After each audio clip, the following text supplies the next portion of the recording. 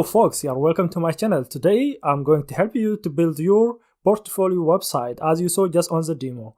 So we are going to use HTML, JavaScript and CSS. Today I'm going to help you to build a responsive navigation or navbar. So the one that now you see in front of us. So basically if I try to change this to small screen, for example to mobile and tablet screens, for example, it should be changed to menu icon and this portfolio brand or your website name. So how we are going to build this, and we are going to use HTML and CSS and some line of JavaScript. We are not going to use a lot of JavaScript, so we're going to use just JavaScript to control opening and closing this icon, and at the same time showing and hiding this menu. And also when you click, for example, on this icon, should be closing the menu section, and same, for example, it will also move to that section for when you're clicking on any of this link. And so that what we are going to build on this video, basically very simple and easy, straightforward. Responsive navbar use that can be work on desktop, tablet, mobile and laptop. And let's go directly and try writing this, and we'll use this website to just mirroring this navigation. So let's directly start to do that one. So if I navigate to different screen here and open your terminal, and now this main directory, I need to go to desktop and then create my project. Then here just write mk dir to write or to create a folder, and then your folder name. For this example I'm going to call it portfolio, and then hit enter. And that now your portfolio directory is created. We need to navigate inside this directory, cd portfolio, and inside we need to create another file, call it index.js. To create a file you need to write first touch and then index.js, and we need to create another file for the style, will be just a style.css, and another file, last one, will be main.js for JavaScript. And we can open VS Code in this directory by adding, just writing code then dot, and now I can just maximize this screen here. And this HTML file index, this should be index.html, not JS. I just spell this one .html. So we'll have three directory, one for HTML and one for the JavaScript and last one for CSS. So inside this HTML we can open this combination and this shortcut to write HTML body, and in here instead of this document we are going to change it to be called portfolio. So this is our website name, and here inside this body we are going to start by adding our navbar. So that will be with a tag called nav and with a class nav, and then the class you can say dot your class name. For example this will be main dash navbar, then hit enter. So this automatically will create nav element with a class called main nav, and inside here we are going to create another div has a class called container, so which will be wrapping all the children for this navbar, and that will be just div dot container. And this is how we can create a div element with a class called container. And inside here we need to create another child which called with an id called nav content, and also with the class contents. And also we need to add an id later so we can use this for scrolling. So inside here we'll have three children. The first child will be a div with a class name called brand. This is where we can display our portfolio name, and this will be anchor tag with the link will go to hash, just hash, which for home, and inside this anchor tag will have h1, and this will be your website name. For example, just I call it portfolio. This is the first child, which will be the brand, and the second child will be the menu. So basically the menu that we can control on menu list on the small devices to open and close that using menu icons. And here will be a div with a class called menu.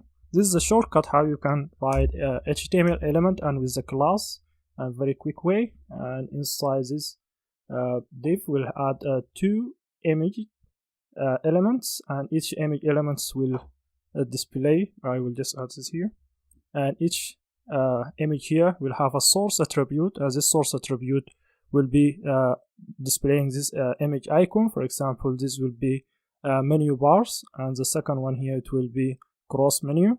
So this is just two images. We can see that just a few seconds on the browser, and that what we have just basically and simply inside this brand child and another child outside this brand. So the next child will be an order list, and inside this unordered list will have 5 list items. And to do this 5 with a shortcut, we'll do just li, then multiply by 5, and then greater than, then anchor tag, and then hit enter. This will create 5 times, and the first one will be just with the hash, and the second one with the hash will be about.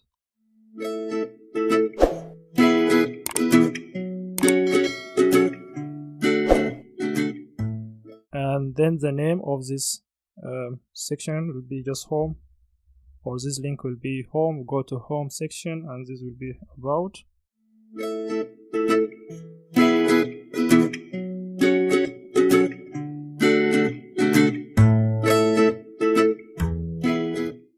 So now we have 5 list items, and each list item will represent this section. And also we need to add ID for each section. So when we press on this element, for example, should be closing this section. I will add more actually details for this when we'll come to JavaScript. Inside this list item, we'll add an ID for each one of them. So basically this is the same as this list item, and just having additional ID. As you see here, we're having this ID for each section, and we'll use this ID as identifier later. So basically when you press on this link, then it will close the menu. So now that will not make sense, but when we'll get to that point, I will just explain more, and that will make sense to you. So that now we have this list items, and this is basically Navbar section, and I have this here at the bottom. If you see go live, this is a live server. I can use this one to run the HTML on the browser, and that will be lively to update if I did any change here.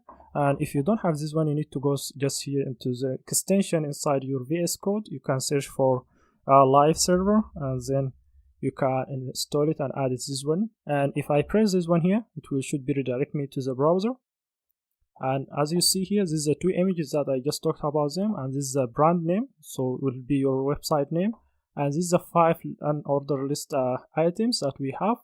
So let's go and add the CSS, and let's see how this will work. And actually we can divide this to 2 screens here.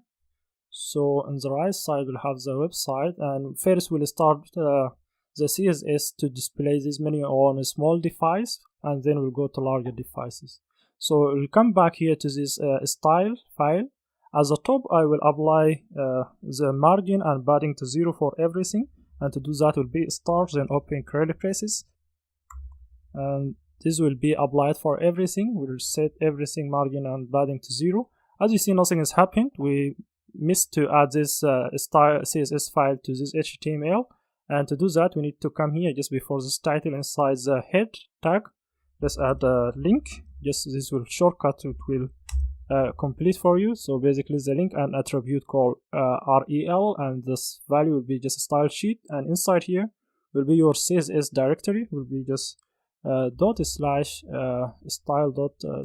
and save it. As you see now that this one doesn't have any padding or margin, so that we set everything padding and margin to 0.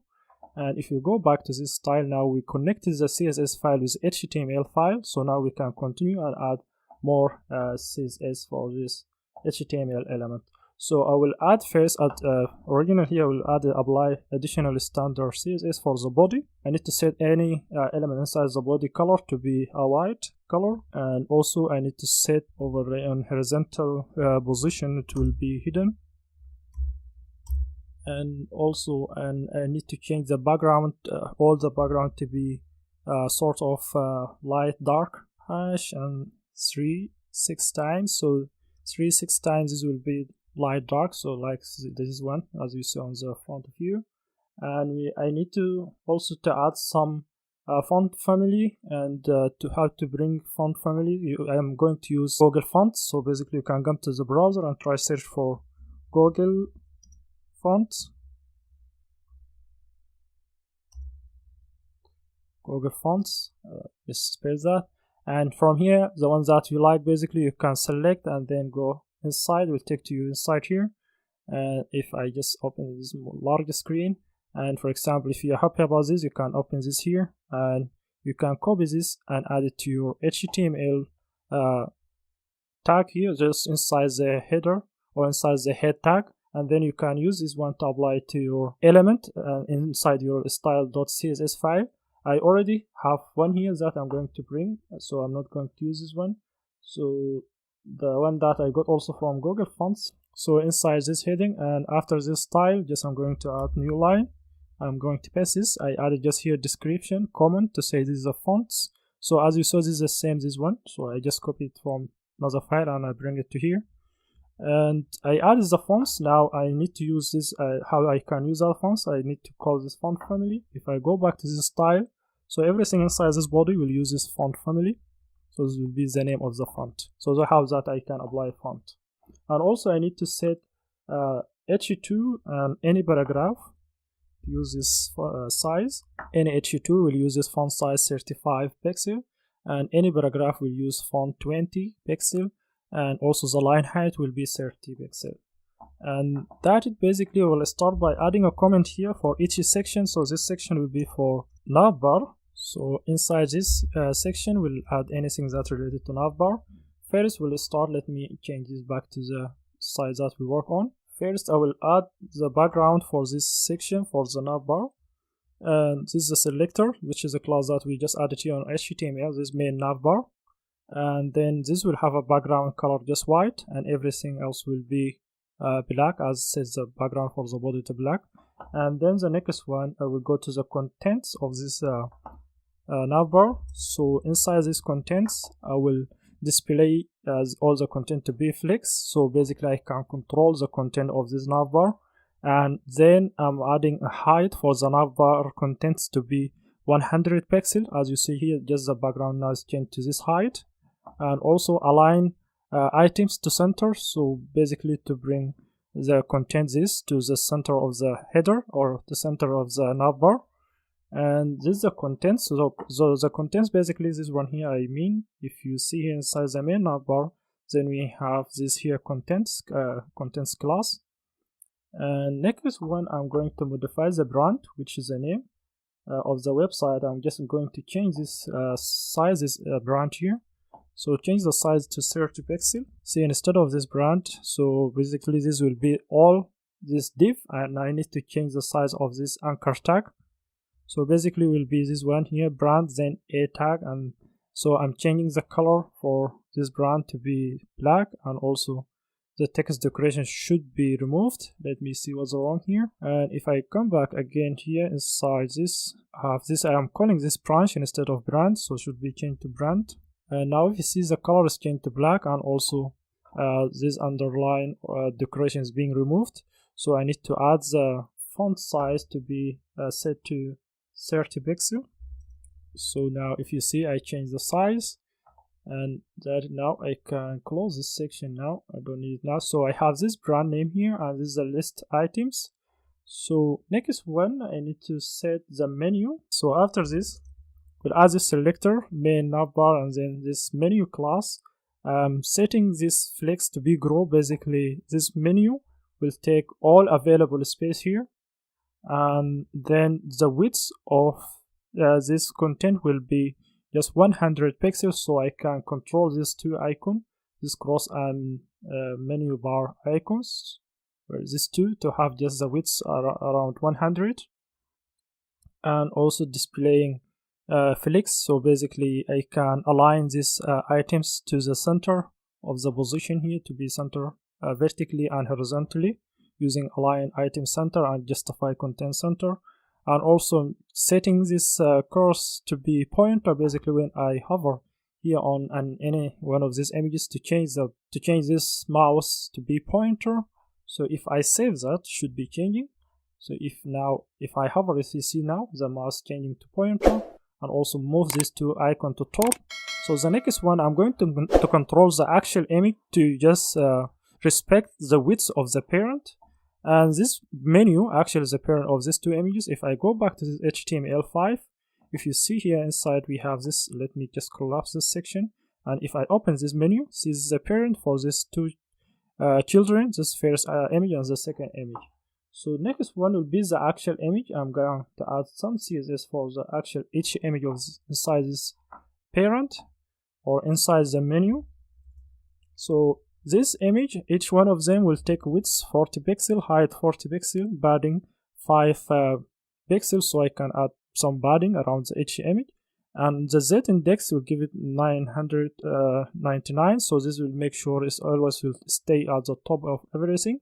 And also I'm setting the position to be absolute, so I can control these two items to bring them to here, and at the same time I can put them on each other, top of each other, so both of them will take in the one place instead of anyone will take this like a different position, and both of them will take one position. And here I'm adding this border radius to make it a circle, border dash radius, and the value will be 50%, so this will make it as a circle.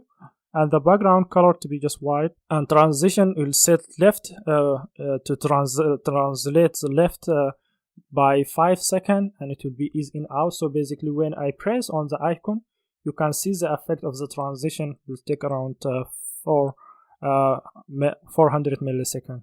So now if I save this one, and as you see here we have only one icon here that you can see it, because both of them on the top each other. If I navigate, you can still see that two images still on the DOM.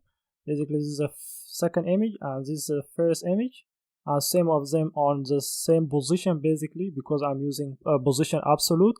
But for example, if I delete this element, you can see the second one, which is a menu. So both of them are available but on the top each other. So we need to bring this unordered list to take this position, as you saw on the demo here. As you see, if I go to smaller screen, and when I press here, as you see we have this, we need to make CSS for this section.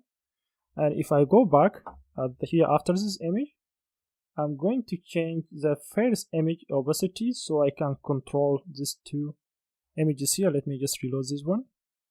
So I need at initial point to have the bar menu, and when I click on the bar menu, then change that to cross menu. How I can do that? So we are going to use two ways. The first way will be the CSS, and the second one we are going to use JavaScript and mixing that with a CSS. So the first one, let's see just inside this style.css, I'm going to change the first child of this element opacity to be 0. So that means I need to set the cross image or the icon to be 0, so we'll hide that image and we'll leave the second image that available.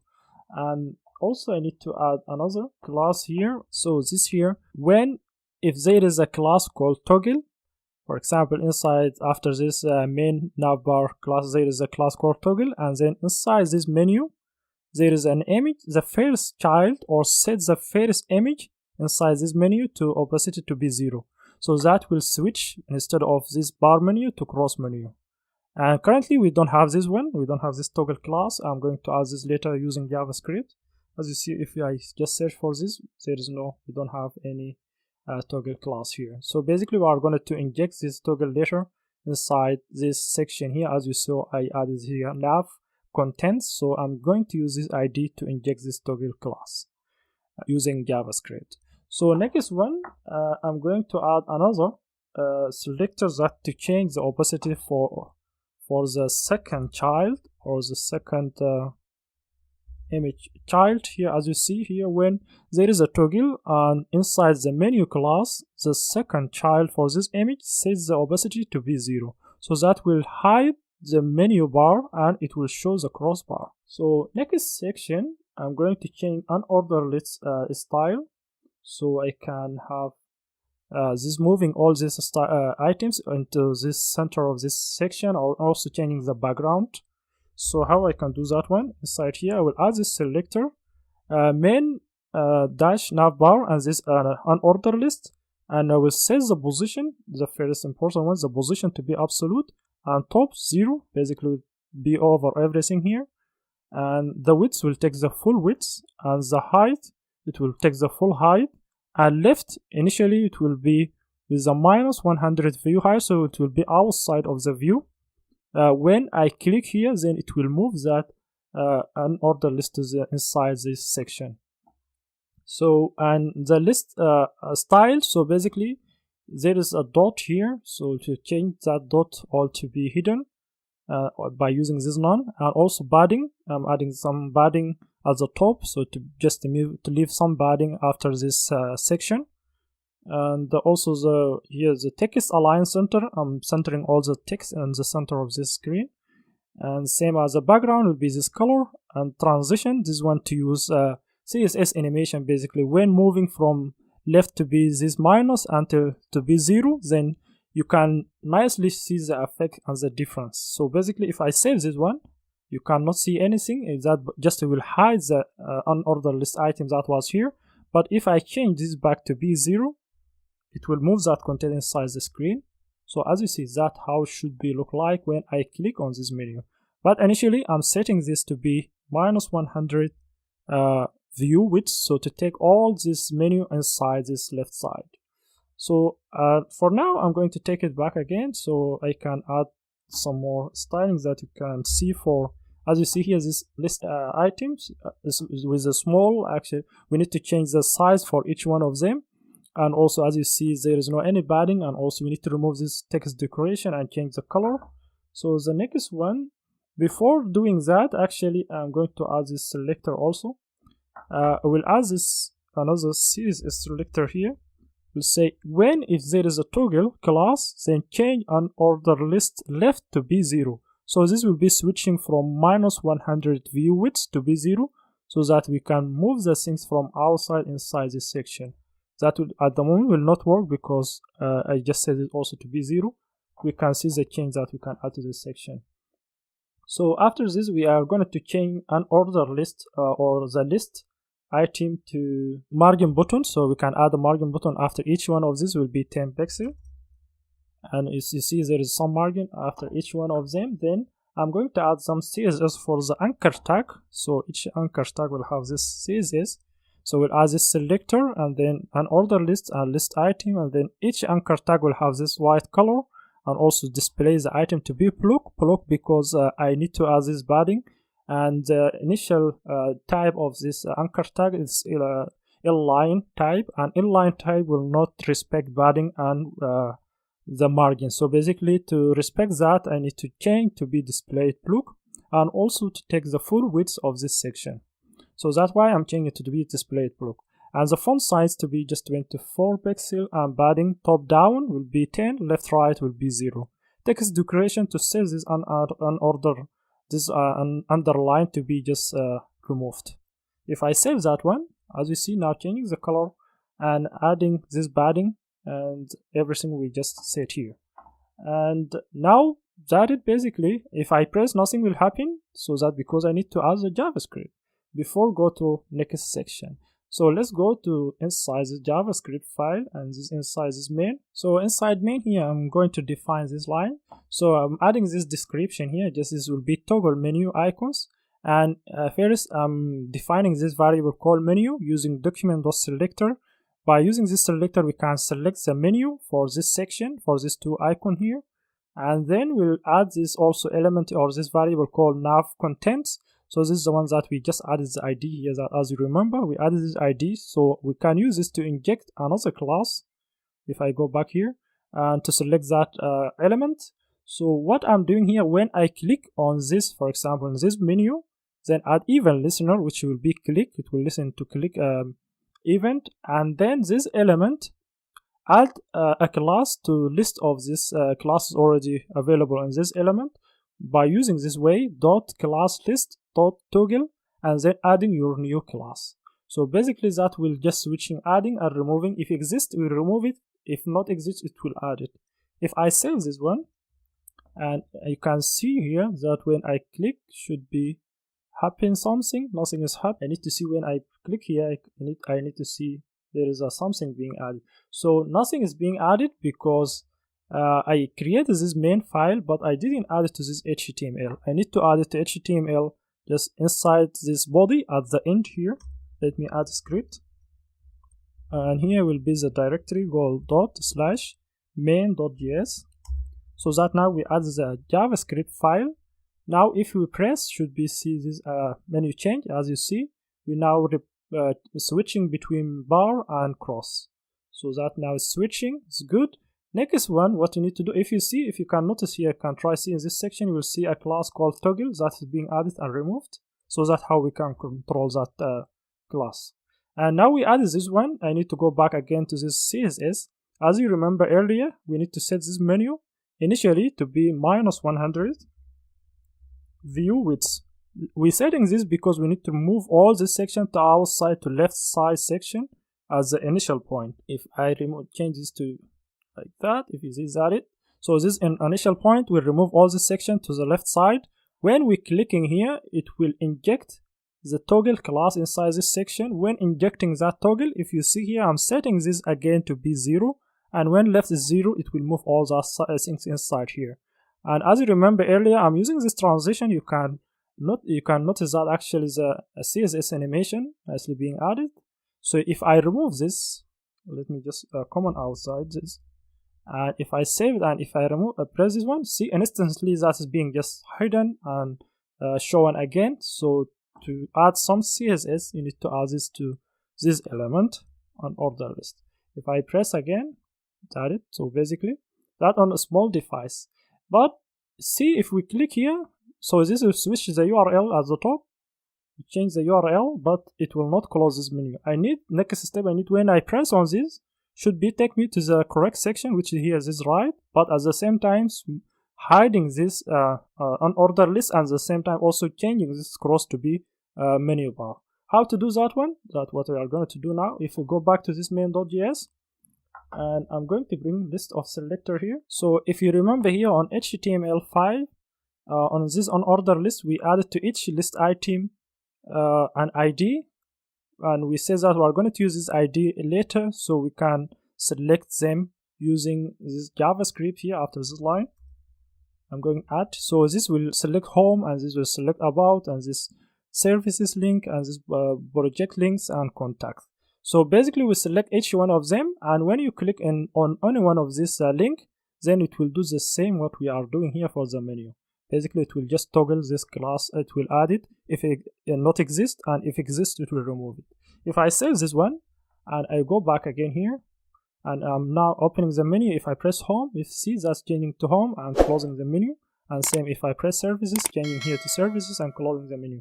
So that's it on a small screen. But next step, we need to show this on the large screen. If I just now close this here and see, now this is now large screen, I need to show menu here at the top without using this icon. So what we are going to use, which will be media query. So media query will use it to control, so we can display different stuff in each different screen.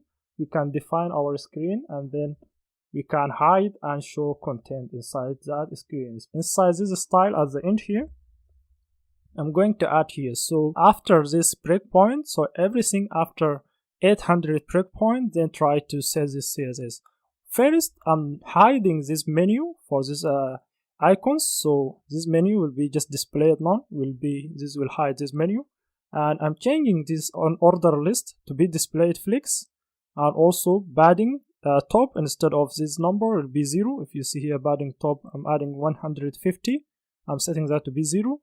Position instead of absolute to be initial, and text align to be left, and align items center to align all the items center vertically, and just justify content flex end, so we'll move all content inside this right section of this navbar, and background colors to be transparent. So basically, as you see here on, if I press here, this background is source of this color, so basically I need to change this background to be transparent. If I save this one, and now that it, if you see how you can see this actually over, how to know this over 800 or less. So basically if I go less, this will change to be this menu, and over 800 will be showing this one. How to know that one? You can open an inspector, and you can watch here on this section. If you see that that is on the left here, this is the width, basically will represent the width. So now that 400, 500, 600, I can use this section here also to expand. So now that's 600, 700, and 700 something, 779, and 797. If I just go to 800, that is changing, showing this menu. So changing from this menu bar to the list menu, all the list menus that we have here. So that's how we can build a responsive navbar. And also that is now changing. If you see, it's changing to different section. And also in the small screen will be changed to this, and you can show and hide the menu. And also when you're selecting here, it will hide the menu and go to right section. I think this actually also, I forgot one thing. So if you see here, if I expand this to larger screen, if you see this actually brand and this unordered list items, that taking the full width, I need to bring this content in the middle of the screen. So I already added this container class here, as you see here on the navbar. Here's this container, but I didn't add the CSS for this container. So inside the style here, I'm going to bring the container CSS. So just after this B paragraph, adding this, so we'll take them, will be the max width will be this 1280 pixel, and the padding right will be 15 pixel, and padding left will be 15, and margin will be 0.02. So this will bring all the content on the middle of the screen. So if I save this one, and as you see now here, we have this padding and this padding, and at the same time, if you go to larger screen, you can see that brings the content to middle of the screen. Now I have this here, this space and this space. Even if I go to larger the screen, and that should be continue leaving this content in the middle of the screen, and that how I can control all the content to bring them inside. And on this video, I'm going to help you to build this navbar banner section. And if I expand this here, as you see here, we have this nice effect with the opacity color. At the same time, we're having this image, and we'll use this field color to use this basically background color. And you can use that with any color actually basically you like, but I will advise maybe use it from the backgrounds. It will be relative to your image. And so basically at the same time, if you go to smaller screen, you can see that how being changed to be displayed in portrait position or layout, and on the larger screen it will be landscape layout. So that's really responsive and work nicely across different devices. So, and after this navbar, I'm going to add another section. In this section, we'll add with an ID called or with a class called banner.banner. And inside this banner, I'm going to add a div with a class called container, so I can wrap all the image and the text in the middle of the screen. And already I added a CSS for this container on the previous video, how to control this content and bring them into the middle of your screen. And inside this container, I'm going to add another class for the content with a class called content, div.content. And inside the contents, basically we'll have this here, this hello, and then these two paragraphs. The first one will be then it will be your name basically, and then then will be your occupation name basically, if you are a software engineer or developer, or maybe if you are a nurse or teacher or whatever. So basically this will be applied for anyone. And so basically this one, the big hello, it will be h2, and inside that will be just hello, and with a comma, and a next line will be paragraph with and then with curly braces, then your name inside this curly braces. And another one, just let me add this one, duplicate this this will be your occupation name, and that it. So we'll have hello, and this then will be your name, and this one section will be your occupation. So basically we'll have this very simple section for this banner. Let's run this on the browser. Let me just close this one. If I just press this here, go live, I need to stop it first. I already was running this. I need to press this go live, and this will open it on the browser. As I just mentioned this in previous video, how you can add live server to run HTML file. And that is very simple. We have this hello and this text. And now we need to add a background image for this section, and then centering this content to be same as we see here on the small device first, and then in larger device. So let's go to the smaller device first. That's what we need to build. And let's go to this style, CSS style file. After the navbar section here, I'm going to add another section for this banner. So first we'll add a comment to just describe this section for the banner. And after this comment, I'm going to set some CSS for the whole banner itself. I will change the width of the banner section here. Will take the 100 width, and the minimum height will be the view height, and the background will take this color. So if I change that, you see that it basically is right here is the banner section, and that because here on the small device will take the full height of the screen. And then I need to set the content for this banner. If I go back here inside this here, I need to add this. You see, I'm adding this here to change the contents width to be 100 to take the full width, and the minimum height will be the same, the banner, and display flex, so I can control these items of the contents. I can bring them to this section, and to do that I need to display them to be flex. I'm adding padding left to be this 15 pixel here, this section. Now this is around 30 pixel because the container at the top here has already padding 15 pixel on the left, and I'm adding another 15 here at the bottom. So I need to set the container padding to be 0 for the banner. How I can set the container padding to be 0? How I can use this way inside the banner, and then this container set the padding to be 0, so that will still keep the container padding on other section will be same as 15, but it will only change for this banner section. So now I'm just set the container padding to be 0. As you see here, the padding is changed to be only 15 instead of 30. And then this flex direction to be column, so I can, when I apply flex by default, will set the children to take the direction to be row. So I'm changing that all of them will be in one column. And then next one, justify content. This will bring this content from the top to this here will be flex int. And also I'm changing the color background to be same as this one, and also background to be background here because I'm using background image, so repeat it to not to be repeated. And then here I'm using this background image and set using this linear. This is a magic things that we showing the image here, and then we can control it. So basically this linear will start from top and go to down, and then we'll start with this color with the percentage of 25 of this color, and then the next section will be set to transparent, so this is the place where we can show the image basically, and comma, and then using this URL, then you need to navigate to access this image. So we don't have this image at the moment, that's why we don't see it here.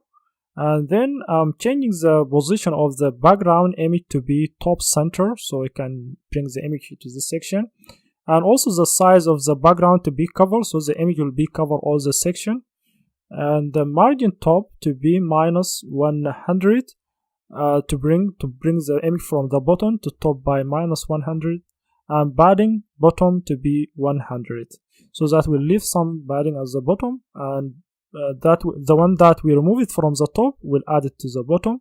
You will not see that the difference actually, just how we can control the image.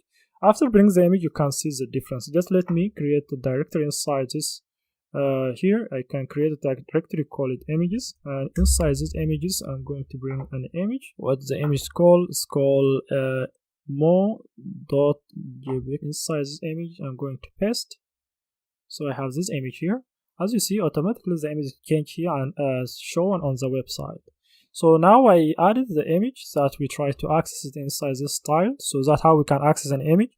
/images/ then your image name. This is why it's duplicated. So this should be just a / then your image name. So which should be inside this directory here, images, and then your image, and there's the extension, the name, and then the extension will be JPG. And that's how we can add the image. So basically that is how we can add it on the small screen, and how we can control this opacity. And this color, you can change it whatever. I can select anything else. If you see, if I change this to, for example, let's see that, let's save it. As you see, it's changed to dark, and if I change it, for example, to this red, and I save it, if you see that changed to red. but I'm going to leave it to initial one. So that's what this color is just, I'm bringing this color from this background or from this green. How you can pick this green or this section color? You can use the browser inspector by opening the inspector. If I come back to this section, for example here, and this image here, as you see, for example, I need to change this color. Just press this here and press anyone here if you see any area. And from here you can control the color, you can pick the colors that you are looking for, and even this close, that's how you can get the color. And after getting it, you can just copy it from here and add it to your CSS file. I'm not going to bring this one, basically I'm going to use the initial one. So that now we added this color, and if I save it, and this now is shown on large and small screen, but I need to show it differently on large screen. As you see that now it doesn't look nice. I need to change the on large screen to be shown a landscape. This is portrait. I need to change it to be landscape on the large or above 800. So this is when we're showing this list items. So what I need to do that, we need to use media query. But before that, I need just to set this H2 size, as you saw on this original one on the website, as larger size and also has different font family. So this H2 and paragraph, each one of them add the color white, and this one already being added to at the top. I don't need to duplicate that. I added to the body everything here color to be white. So now I can bring that. I can remove this one, not duplicating it. And the margin button for each one of these will be 10 pixels to leave some space between, and also the font family to be changed to this font family. I added this font family earlier from the Google. You need to go get that font family from Google, as you see here. I brought this font from Google. You can just go here, search for Google fonts. I already explained this on previous video. I'm changing just this H2 size to be 45 pixel and the paragraph to be 18 pixel. If I save this one, you should notice here some changes. If you save it, as you see, this is the original font family and font size, and leaving some mark between. So, and then after, I need to use the media query on large screen to display the content differently. So I can bring this media query here. I can define a media query. So to define a media query, first we'll call this at, and then media, and then here will be this braces. Inside the braces, we'll start with the minimum width. Will be start from which breakpoint we would like. I would like in this position to be 800.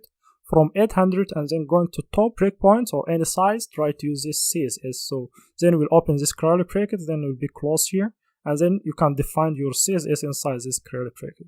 So the first one, I'm changing the banner minimum height to be 600 instead of view height. As you see here, the initial one was here 100 view height.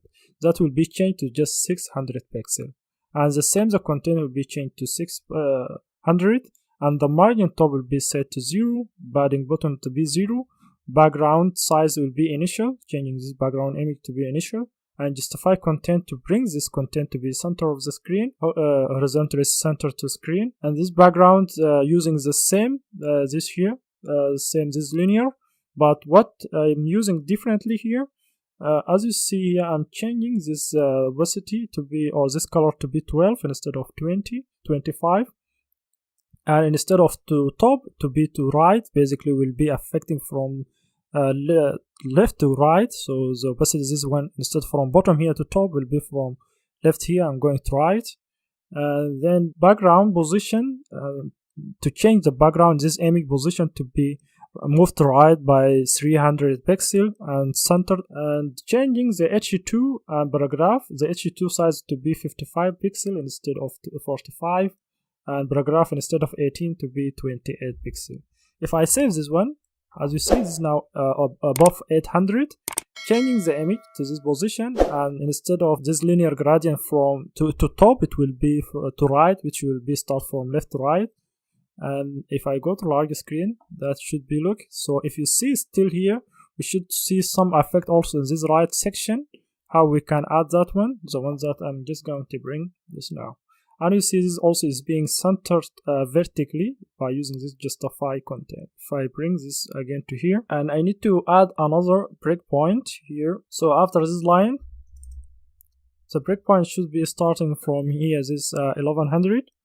and inside here I'm setting the content background image. So here instead of this 12 this color, instead opacity 12 to be 30%, and also transparency to be instead of 30 to be 50, and same it will be to right, and using the same image basically can change this one. And the background position, instead of this 300 center, it will be right center. And then here, as you just remember here on this right section, can add some same effect on the left. How I can add that? I'm going to use after selector, so this content, then after I'm going to add a new content to use the full width, and the minimum height will be the same, the banner height, which is 600, and using the same background image linear, and the position will be absolute, just to take the position on the right and the right. So we'll take this minus 160, so I can position that in this area. And then as you see here in this linear gradient, I'm adding something different. Instead to right, it will be to left. So basically we'll start from right and go to left. And using this transparency for this section, for this color, will be 25, and here for the background image it will be 45. If I save this one and go to large screen, you can see that now. As you see, now we have this effect here. And how I know this actually, this breakpoint size, you can open the inspector and you can see that if I adjust large screen here, as is this area, you can notice that area just here. As you see, is 100, 1010, and going down, and this is 900. So on this small breakpoint, we will not see this opacity on the, or this linear color on the right side, because we don't need it. But if you go above 1100, so we should see that. As you see now, just we need that. You see this linear gradient color. So that's how we can add it and do it like responsive to be shown as landscape on large screen and shown as a portrait on the small device, mobile and tablet. And today I'm going to help you to build this section about me.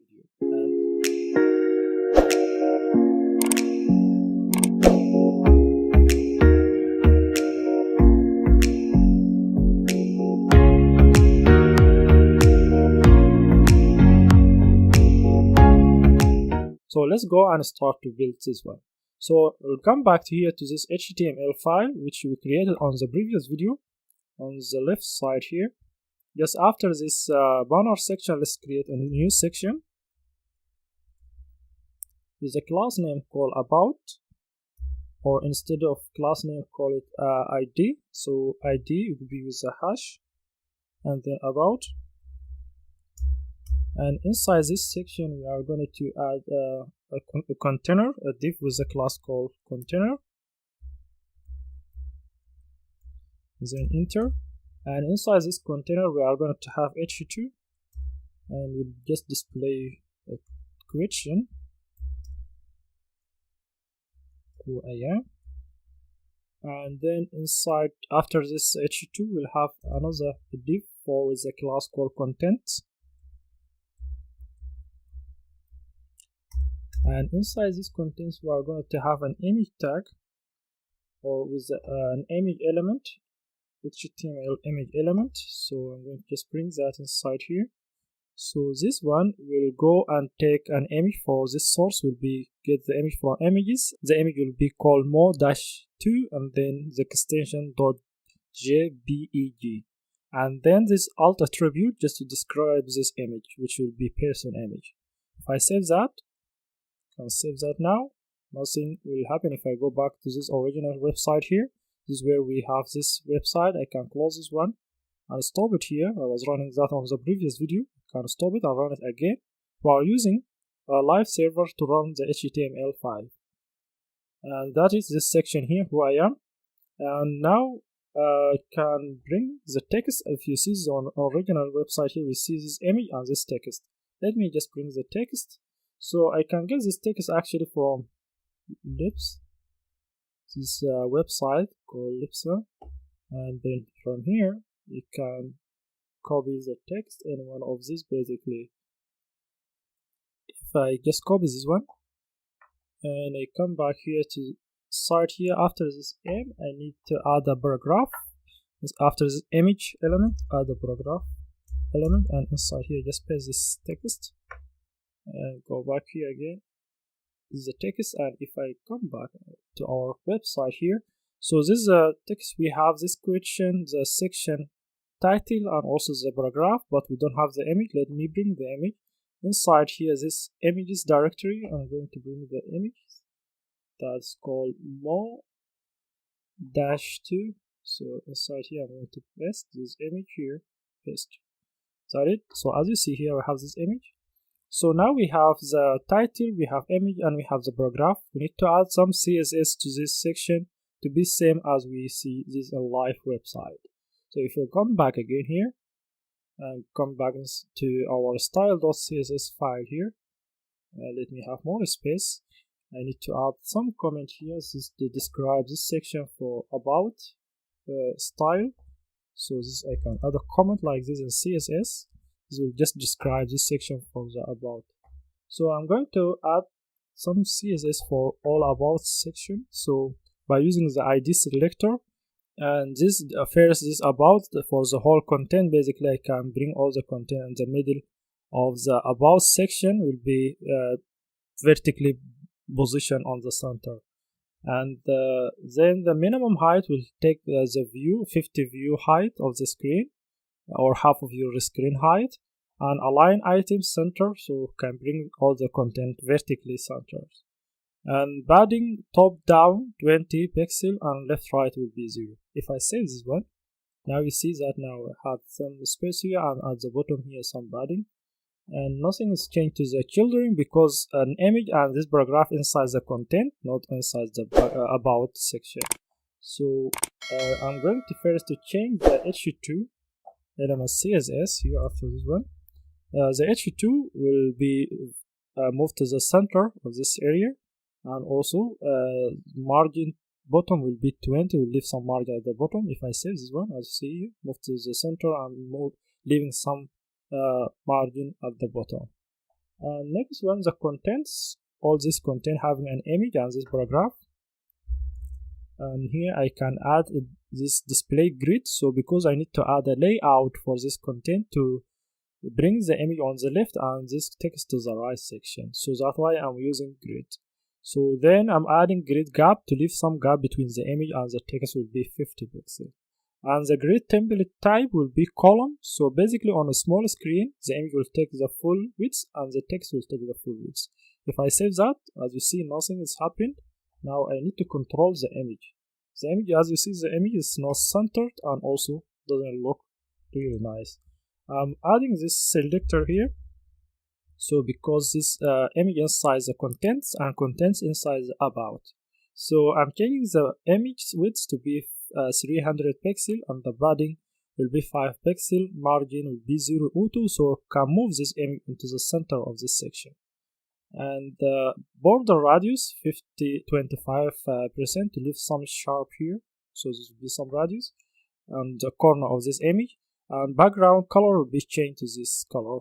And if I save it, so now we have this padding here, and with the border radius 25 on this, and also moving the image onto the middle of the screen, and that on the small device. And now I need, when go to larger device here, bring this image to the left here and this text to the right. So that's why I use this display grid, so I can control that on larger screen. How I can do that one? I'm going to use a media query, so I can define the breakpoint that where I should change this style. For example, after this line, if I add this here, so this is how to define a media query, add the media, and then open the parentheses, minimum dash width, then define your breakpoints number. For example, I need to start from 800 and going to larger screen. I need to change about padding top down to be 50 instead of this here 20, and also right left will be 0.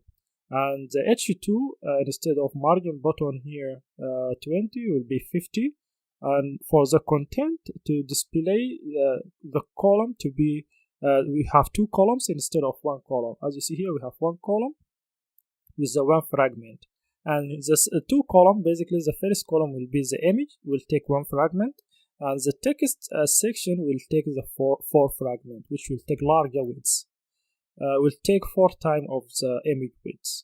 The image setting the image width instead of 300, as you see here, to be 100%. If I save this one, as you see here, this is on breakpoint larger than 800. If I go to larger screen, that's how it's look like. If I go to smaller screen, it should be less than 800. It will change the position to be vertically centered instead of, and also we'll have one column instead of two columns, two columns here. And how I know that 800, and this is how it's changing in 800, you can open the inspector and you can watch around here. You can see some on the left side should be the screen width and the right will be the height.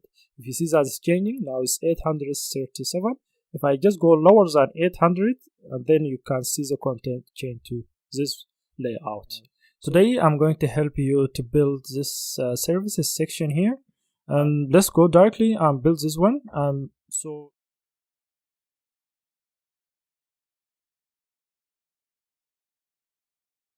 Let's here just on this HTML section, let's add new line after this about section. So here let's just add another section that for services will be with an ID called services #services, then hit enter. And inside service we are going to have a div with a class called container, and then enter. So inside the container we are going to have h2 element heading, so this displays services, and then another div with an ID or with a class called contents. And that's it. So that's all the HTML we need for this section, and we are going to use some JSON data to be displayed in this section called contents. And we are going to use the selector, this services ID, to select this section. So inside this main here, we are going to add another comment here for the services. So after here, I'm going to add this comment. After this line, we'll add anything that's related to services. So first, we need to select the elements that we need to inject the data to it. So basically, we'll use define this variable called services. Then document.query selector to select the content that we just added. Here, this one. This first will select this ID and then contents. And how that we can add this with the hash. This will represent the IDs on dot content. This is a class. We should inject the children inside this class. Next, we need to define this function here. So I'm going to bring that, and I will explain this line by line. So first, I'm calling this function called render services. And this render services will use this try catch. So this is a method to catch if there is any error, because we are going to make a request to this file. So this will be the same when using the real life API. And here, instead of API, we are going to use a data that we have it in the same directory file. So we are going to just make a fetch for this path or this JSON file. So inside this try, this section, this block will make a request and do everything that we need to do to like declare our variables, make requests, and getting the data and process the data. And inside the catch, if there is any unexpected error, it will be catched inside this section or inside this block. So basically, simply we'll add just a console log to display to call, so we can just identify this console log for the rendering services section, and then we'll display the error. Otherwise, we'll just first here at the top, I will declare first this variable called data, and then using this sync await, because when we make a fetch will be a synchronously response, and to resolve that response we need to use this await and then call fetch. This will be a JavaScript message that we can use it, or a function to fetch a JSON data or API to make a request to API. So then I will make a request to this directory, will be data/services.json. We are going just to create this. So this will return a data, and this data will need to call .json because there's a JSON type, so to get that data as a JSON. And this response then will return back an array of data that we already, the one that we are going just to create it. And after getting the response, then we'll define this list or item here at the top with let, so we can reassign this value later. So the initial one will be empty string. So because this response or this data will be an array of services, and to inject this array of services is not easily to do that directly without using this approach. So we'll use this for loop. For each item inside that array, we'll create these items, and we'll create this list or this block of HTML and then add it to the item. And at the endpoint, basically this item will be a string or of list of this block. Basically will be, for example, if you have 4 services, this item will have this 4 block of HTML, and each block basically will display this card, this div with the class called card, and with the h3, and that will display the title. Will be basically just response item, and inside that item will access the title, and the same will display the subtitle, and we'll have a subtitle, and the third one will be the description. So then that, as I mentioned, the item will have the number of your services. And after getting all items, just we use this services element that we define at the top here, this selector. After selected this content, inside this content, we'll use inner HTML to just inject this block of HTML inside this section or inside this element. And we'll assign that just to this item here at the top. Next one, we need to go and create this directory called data and file called services.json. So if I come back again here inside this directory, create a directory called data, and inside data we're going to create a file called services.json. So we don't have that data here at the moment. Let's just create data inside this main.js. I'm going to create something here, so I'm going to just show you how we can create. First, to create, so we'll never create a JSON data by yourself. First, try to create JavaScript array. This array will be array of services. So first service will be an object. We'll create first a title here, and this title will be just key and value, and then subtitle will be also a key and then a value, and then description after this line, and this description of value of the description. I can go to this browser and search for this ipsum.com, and from here I can just bring any description that I am interested in. Copy this one, and here just if I go back here, so now this is just JavaScript. So this is the first item basically, and it's a JavaScript format.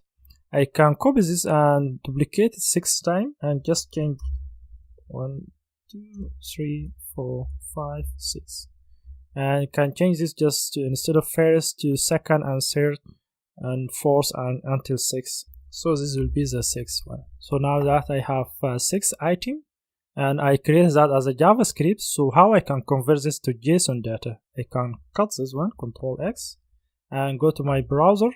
There is an online tool, so I can just go to the browser and search for convert. I can just convert here this JSON to JavaScript to JSON, and I can select this first one here, convert JavaScript to JSON, and here at the top I can just paste the one that I copied, Control V, this is a JavaScript, and that's in the case there we have some error. I need to remove this semicolon at the end, and after removing the semicolon, that's now is read.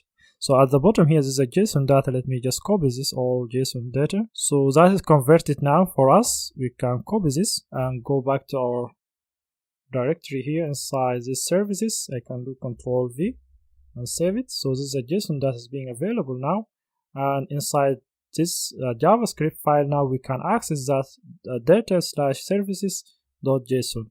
And even if I added a console log for this JSON, you can see that console log, and inside here let's add this slot as identifier to identify this console log, and this is a response itself. If I go to our website here, so actually this is the original website, I need to run this one, so I need to go back to this dex.html and then press this live. I'm using live server to run this HTML5. I already explained this on previous videos, so you can find more about this, and this will take some second. I will open this tab, and as you see here, we don't see anything on services I do, so it's only displaying this title, but content doesn't display anything here because we created a function and we defined our variable, but we didn't call this function. We need to call this function when just the bit is being loaded and using the event here, let me just copy this file here, this function. I'm going to use the window and adding a event listener. When the window is loaded, then it will call this services function. Let me just remove this project.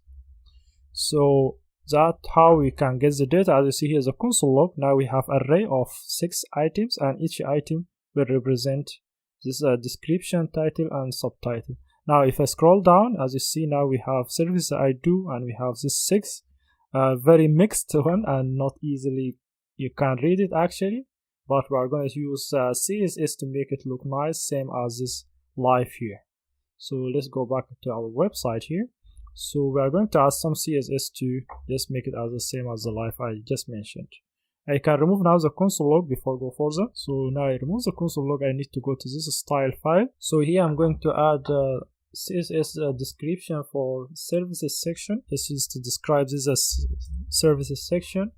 And first I'm going to select the services itself by using this hash, and then services. I'm adding a padding for the service top down to be 10 pixel, left right to be 0. If I save that one, see here nothing, you cannot recognize it here. But for the next H2, which is this H2 here, I'm going to add a margin top down, margin bottom to be 20 pixel. As you see here, I have some space. For the content, which all this paragraph with title and subtitle, we'll use this selector services and contents. So we'll display grid. So because I need to build the layout for this each card, I'll give gap for each item. We'll have a gap around 15 pixel, and the color for the text will be black, and the background and also the grid template to be one fragment. This will be on a small screen. Basically here on a small screen, this service will take the full width using this fragment. If I save that one, so as you see now we change the color, and this card will taking the full width. So now I need to change each card style, because this is not readable. I need to add some more CSS for the card. I'm changing the color, and after here just I'm going to add this card which will be representing each item. As if you remember here, if I go back to this main.js, I created this each element or each item will be represented as a card with this class called card. So each one of this, and each card will have a title, subtitle, and description. So if I come back to side here, this card, I'm adding this padding to be 10 pixel, and overflow to be hidden, border radius to be 10 pixel. So in each card corner will give this 10 pixel border radius, and margin bottom for each one of them will be 15 pixel, and background color to be white so that it can see the color easily accessible. That's how we went after adding this. As you see, we are changing the background and adding this border radius here in the corner, and adding this 15 pixel at the bottom of each card. So this for each card. And now I need to change the card title font size. I can add new line here. This is a card, and then inside the card this title will be H3, and changing the font size to be 24 and margin bottom to be 10 pixel. As you see, this is a title, is not the size is small. I need to leave some more margin at the bottom. If I save, if you see, so you have some more margin, and also the size is changed to 24. And also I need to change the subtitle, CSS for the subtitle, which is this second one here. I need to change the margin bottom to be 10 pixel between this paragraph and the subtitles. As you see, that is changed to 10 pixel. And next one, as you see, this one, the card is taking the full width even on the large screen. I need to change the layout. Above 800, I need to change the screen should be have 2 cards instead of 1 card. Let's just change that. I'm going to use a media query to do that. And after here, I'm going to define a media query. And by calling this at the media and parentheses, minimum width will be 800. And from this breakpoint, I'm going to up level, will display this style. For the services, I'm changing the padding to be top down 40 and right left 0 instead of this 20 pixel for the margin bottom. And also I'm changing the heading for this services, or this here. What I do here, this one, I'm changing that margin bottom to be 50 pixel instead of 20. And also the contents for all this cart content, I'm changing the layout instead to be just only one fragment, or this service to, or this cart to take the full width. This one here, one fragment. Instead of one fragment, we'll repeat twice. This will be 2 columns, and each column will have one fragment. If I save this one, now you see that we have 2 cards. Because we are in larger than 800, if we go smaller screen, we'll have only 1 card. As you see here, now we have 1 card because we are on lower than 800. How do I know that one? If I just open the inspector and try just open and expand this one here, as you see here on the top here, you can try notice at the top while I'm resizing, you can see the size changing, and you see that now 600, 700 at the top, and now is 793. Just when you go 800, that's changing. So that's how it's changing on 800 breakpoint to this 2 cards. And also I need to actually 800 2 cards is still look not really nice on larger screen. See this one? I need, instead of 2 cards on this width, I need to have 2 cards or 3 cards instead of 2. So how I can do that one? I'm going to use different breakpoint. Instead from 800, the next breakpoint will be from 1200. From 1200 I'm going to larger screen, then it will change the layout. So we'll define the breakpoint, and then from 1200 pixel change the layout, and instead of 2 columns, so we'll have 3 columns, and each column will have the same size.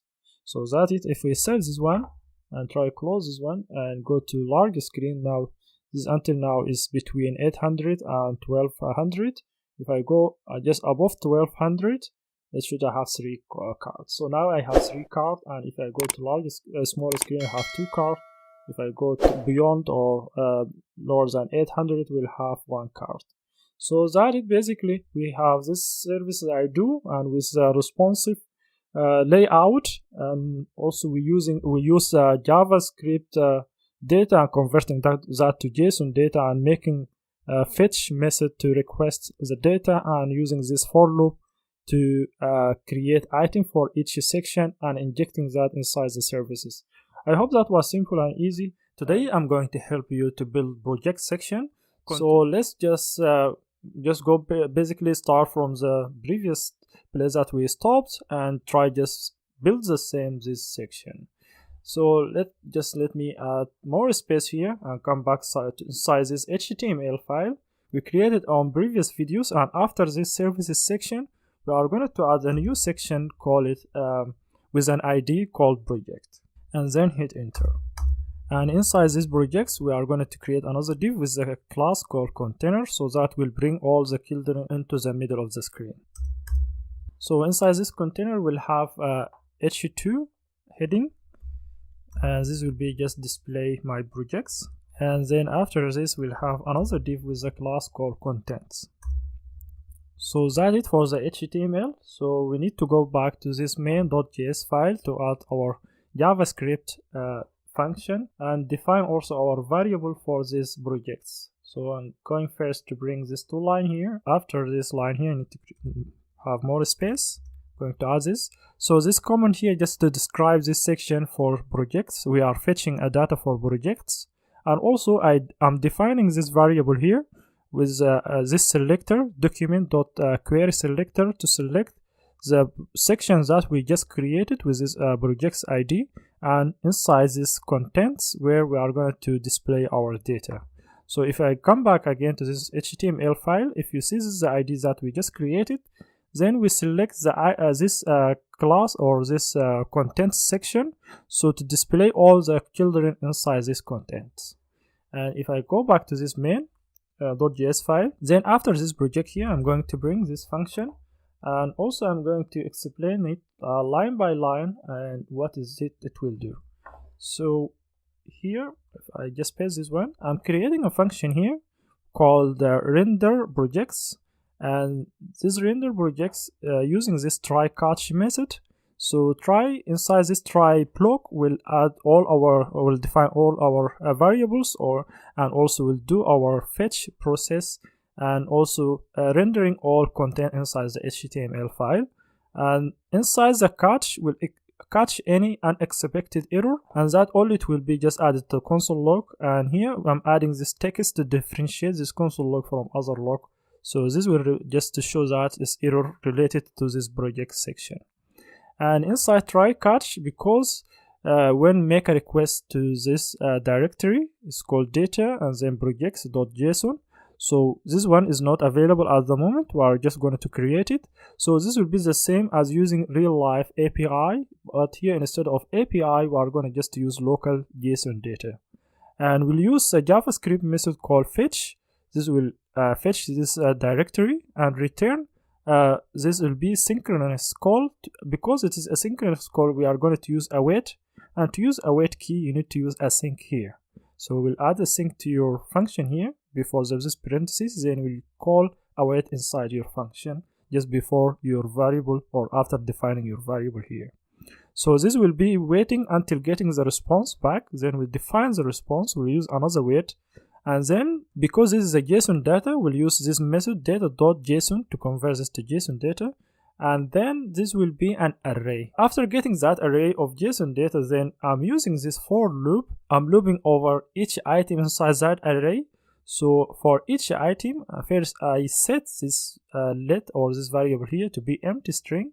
And when I loop over each item, then I'm updating this item to have this block of HTML.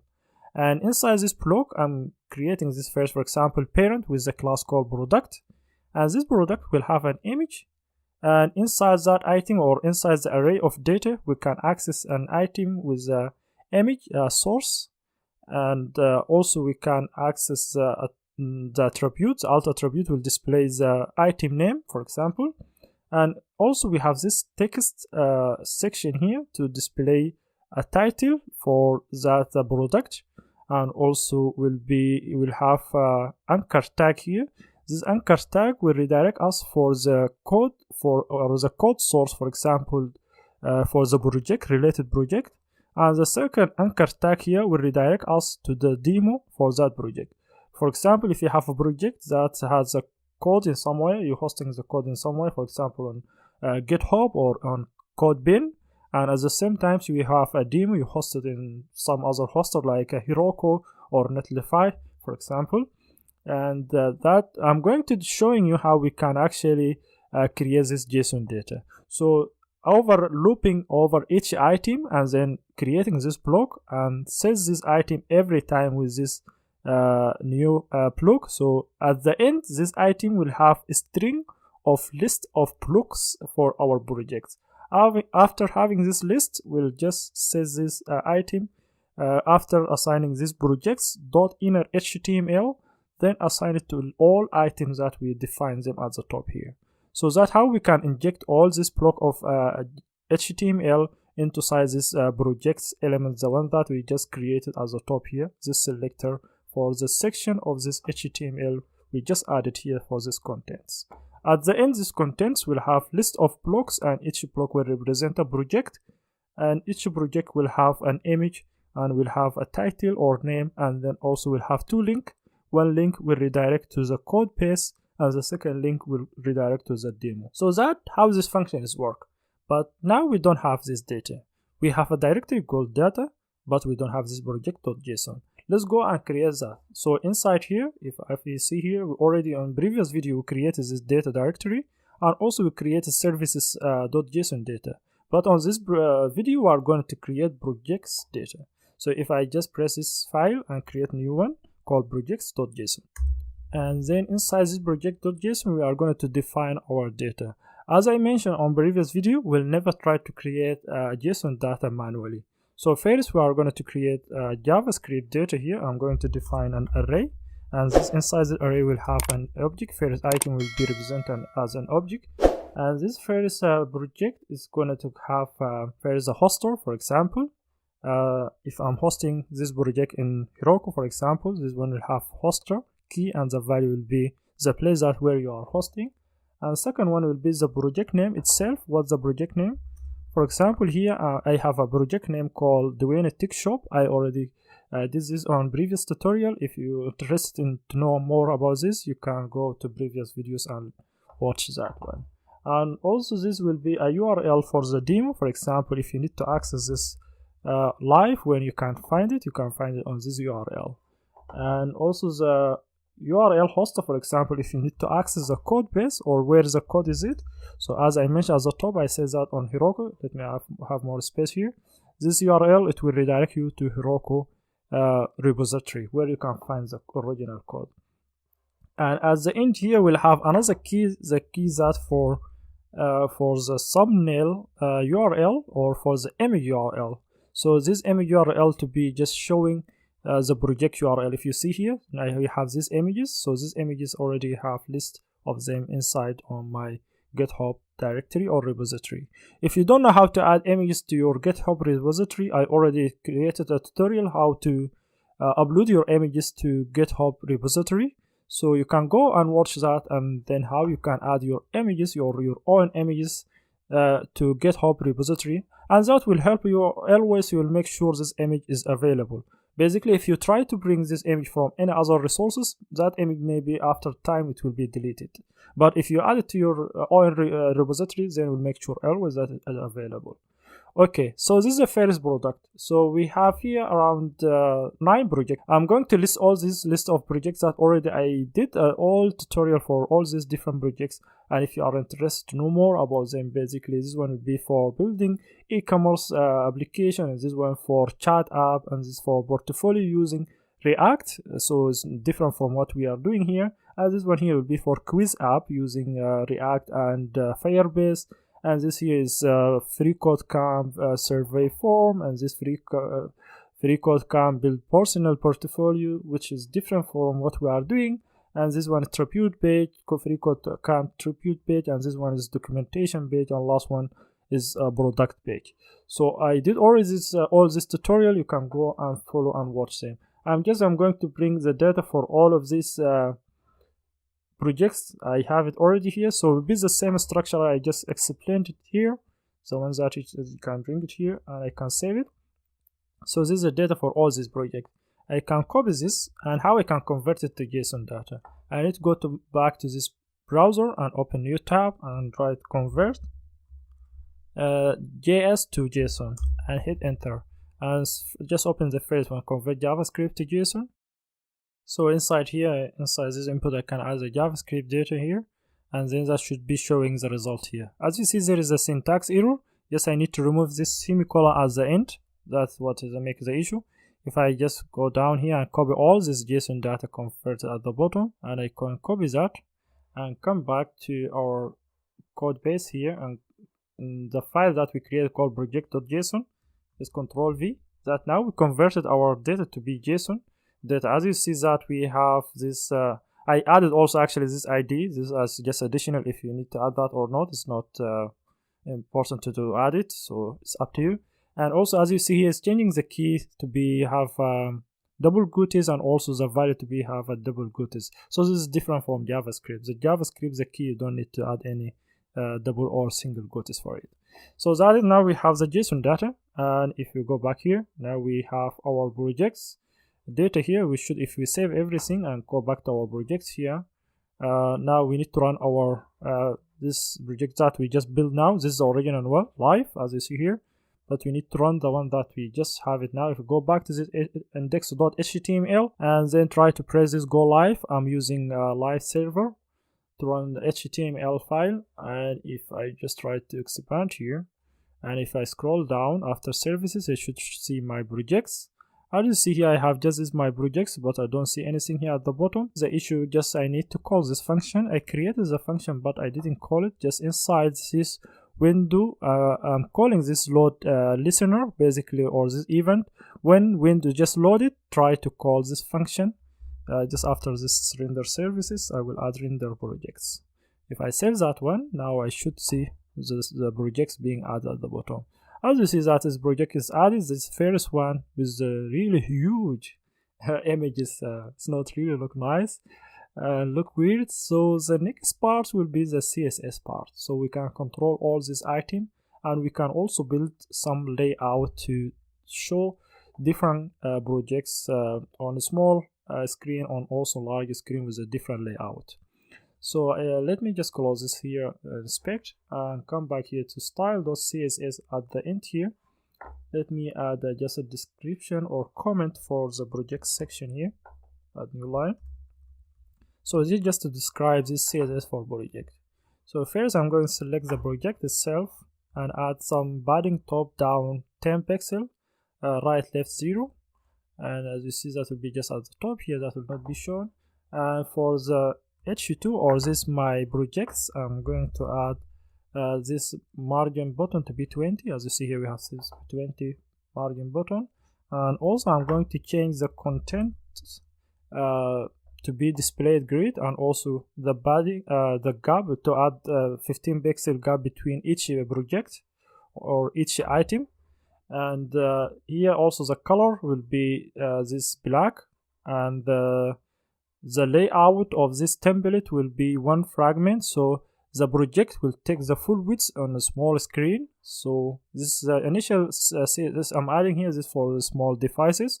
So the project will take the full width, and if I save it, nothing will happen because still I didn't add the CSS for the image, because the image now is taking over of everything. Next one, I need to add a CSS for actual product itself. As you see here on main.js, I added this block of HTML, this for example with a class called product. So each product will, or each card will be represent a product, and I can add CSS for each one of them. And here, so each product will be position relative, so because I'm going to use a position absolute later for the children of this product. So when adding a position relative for the product or for the parent, then that we can control the children when applying a position absolute to them. And the margin bottom for each product will be 15 pixel, overflow will be hidden, and border radius 10 pixel. On the corner of each product will add this 10 pixel border radius. If I save that, still nothing will happen because I need to set also the image, as I mentioned, image CSS or style. I'm going to add that just here. So inside the product image, then select the image, set the image width to take the full width, 100% of the image width itself, and the max height will be 220. And to use this max height, because maybe there is an image has less than 220 height, I need to use that full height, so then I will call this height to be 100. So I need to use this to make it a responsive height. And then transition to be add a transition for all, and that will be 400 millisecond, and then that will be the type is in out. So we'll add this one transition. Basically when you hover on the card, you can see nice this effect. If you see this in original here, you can see this nice effect being changing. I will show that later. Basically if I go back again to here, if I save this one, now we should see the change. See, now this product is taking the full width. If I go to small screen, that will be a little bit nicer. So now this HA card will take full width, but as you see here, this is a title, and this is a link should be take us to the code source and also to the demo. Is not even visible. We need to bring that inside here. As I mentioned, I'm going to use a position absolute for the children, and then that can be controlled inside this parent. So the next one will be the text section, which is having this title and the demo and also the code source. And let me just bring that here after this line. I'm adding this here to select all this text, which here inside this main.js, as if you see, this is the text, this is the text, this is the parent controlling the title, and this two anchor tag. And if I come back to the CSS, I'm changing here the position. If you see the position to be absolute, and top will be 0, so basically top of this card will be 0, left here will be 0, and opacity to be set to 0 at initial point, because I need to hide this unless if you hover on the card then showing the opacity. For example, now let's just disable this opacity, and the width will take the full width, height will take 100% of the height, and display flex, so that I can control these children to set them vertically and horizontally to the center. So basically, and also I'm changing the color to be white, and position as I mentioned absolute, and text align items, this will be vertically centered, and flex direction to be column to set all the children in one column, and justify content vertically to be horizontally to be set also to center, And transition opacity, so this because I'm only adding animation for the opacity, changing opacity from 0 to 1, so that's why I'm selecting opacity, and that will be 400 millisecond. And then here this will be the type is in out. The background color, so I'm changing the background color for this text, so I can make it a little bit light dark, and then the color of the text white, so that will help the accessibility. So if I save this one, now you can see this title, bringing the title, and this view code on GitHub and demo, also URL. So I need to add some more CSS for this each child. And as you see that because I'm comment out this line, still we see this, but after setting this back, then we should not see anything here.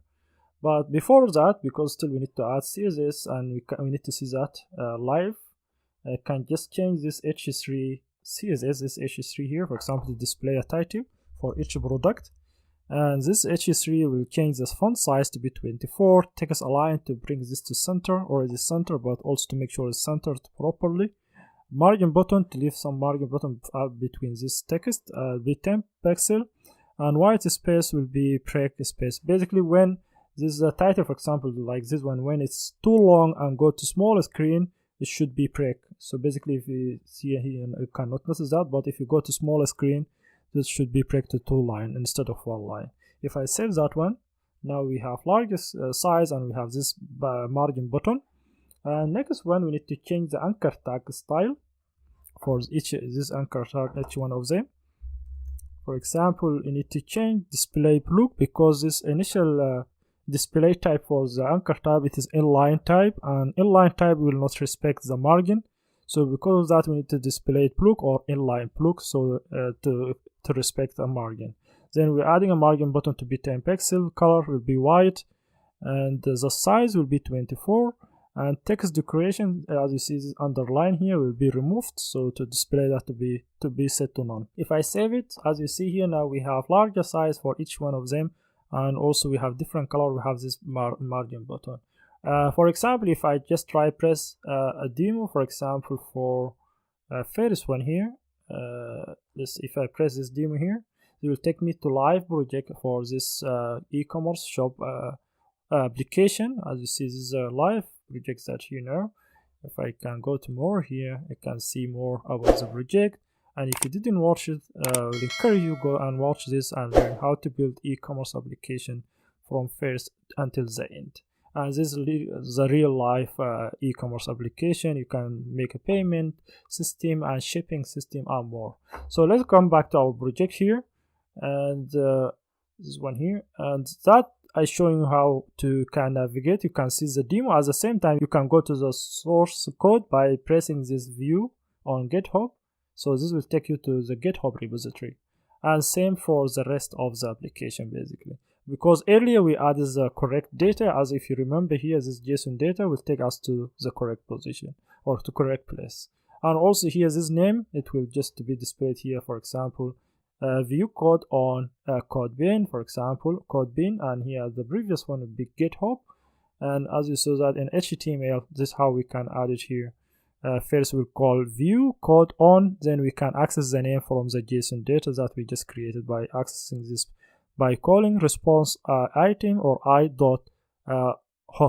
Then the hoster will be the name, for example, if is it GitHub or Codebin, or depending on your hoster. So that's how we can add the CSS for the product on a small screen. But for example, if you go to large screen, if you see this stretch is not nice, we need to go beyond 600. We need to change this to be 2 cards on one instead of 1 card on this width. And before doing that, actually we need to add some CSS here. I need to change back this opacity to be 0. So after changing opacity to 0, I should not see this. As you see, that is now hidden. The text should be hidden from the card. So I need, when I hover, for example, on any one of these cards, then I can see that text. How I can do that? And just let me bring that first. CSS here after this line. For example, when you hover on this product card, and then for the text or when you focus at the same time. For example, on mobile device, when you focus or when you hover, then change the text opacity to be 1 instead of 0 here. We set it to 0 instead of 0 to be 1. If I save that one and I come back here, when I hover, as you see here, now I can see this text. And that, if you see, that is nicely being shown because I'm using this transition. If I comment this out and save it, if I come back again here, when I hover, you see that very quick. So how I can add that effect? I need to enable this transition again and save it and come back. As you see, that will take some milliseconds to be shown. So that now how we can control show and hide the text. And also we need, as you see on the original tutorial, we're scaling up this image. When you hover, also the image will be scaled up. How we can do that one? I can just add CSS after this line. First I will select when I hover or when I focus on the product card. Then for the image, try change the transform to be scaled by 1.3. If I save this one and I come back again here, now if you see the image now is scaling, because I'm scaling just the image, not the parent of the image, no, just the image. That's why we still keeping the parent is fixed, but the image is scaling up. So that's how we can add this scaling up. And that for the scaling. So now we need to change the layout. Basically, when you go larger than 600, we need to display 2 cards in one row instead of 1 card or 1 product. How we can do that one? We need to create a media query. So after this line, I'm going to define this media query here. How you can define a media query? First, we'll call this write this at, and then media, then parentheses will be minimum width, then your breakpoint size. For example, from 600 and then going to larger breakpoint, then try to set the contents template columns to be, instead of 1, if you see here at the initial top here, you see here 1 fragment, I'm going to change that to be repeated twice, which will be two cards or 2 products, and each product will have 1 fragment. If I save that one, now you should see now we have 2 cards. So now that is a little bit nicer than seeing that 1 card which was stretched and taking the full width. So now this for full over 600, but when go to larger screen, still is not look nice. I need to go to add another breakpoint. When go beyond, for example, 800, then I need to set it to take the 1 row to take 3 or to display 3 products instead of 2. How I can do that? I can define another media query here, and the media query will be where after this or everything larger than 800 pixel, try to set first the project itself or the section to change the padding top down instead of here at the top, if you see here, instead of 10 to be 40, top down 40, and right left will be 0. And HU2 instead of margin button, if you see here, HU2 instead of margin button 20 to be 50 pixel. This is HU2, this one. And this contents for this, all this content for the template to be, instead of to be display only 2 products in 1 row, to be displaying 3 products. As you see, repeated 3 times, and each product will have 1 fragment or will have the same size. If I save that one, as you see now we have 3 products. So this one larger than 800. If I go less than 800, will be 2 cards. Just go here. This is less than 200. If I go less than 600, will be 1 card. As this is less than 600. And same as if you go to larger, then we'll just keep will be 3 cards or 3 products. So that's how I can add the product basically, and with the same effect, CSS effect and scaling, and also its response.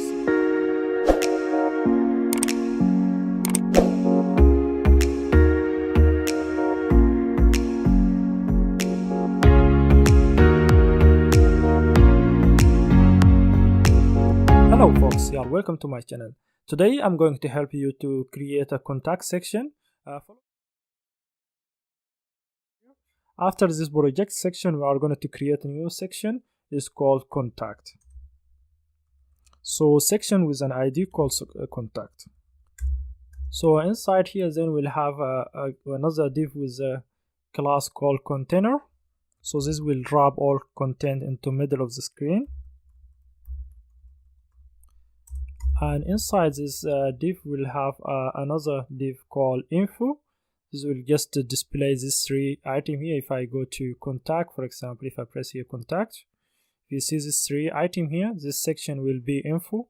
We need to create a div with a class called info, and each one of them will be represented as a card with a div with a class called card. And for example, first one will have h3 to display that text, and we'll start with the email. And inside, after this email, we'll have a paragraph, and the paragraph will be just display your email. Basically, you can write your email, and this will be same for others. So we'll just copy paste this cards 3 times. And next one will be for telephone. Will just be TEL, and this will be your telephone number, and second one will be your phone. So this is our info section. First we have this info section, and then the second will be this map and how you can get map. So this map, basically this map should be related to your address, and how you can get that one, you need to go to this browser and try search for Google Map.